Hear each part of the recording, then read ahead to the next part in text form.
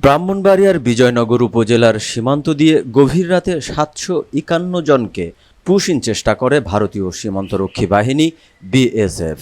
তবে বাংলাদেশের সীমান্তরক্ষী বাহিনী বিজিবি ও স্থানীয় জনতার কঠোর প্রতিরোধের মুখে তারা সেটা পারেনি। এ ঘটনাকে কেন্দ্র করে রাতভর সীমান্তে উত্তেজনা বিরাজ করে। তবে পরিস্থিতি টের পেয়ে বিএসএফ সরে যাওয়ায় শেষমেশ কোনো সমস্যা হয়নি।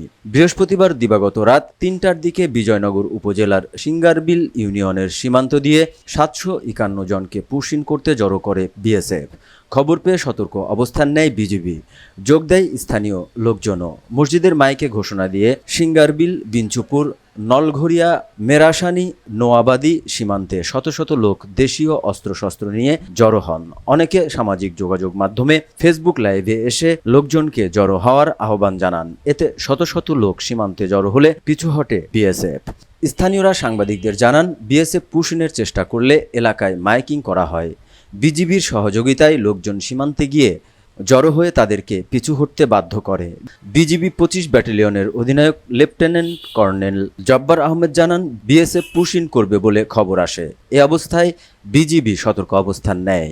এমন খবরে গ্রামবাসীও সীমান্তে জড়ো হয়। শেষ পর্যন্ত বিএসএফের চেষ্টা বিফল হয়। আমরা সীমান্তের প্রতিটি এলাকায় টহল জোরদার করেছি। যে কোনো ধরনের অপচেষ্টা ব্যর্থ করে দেব আমরা।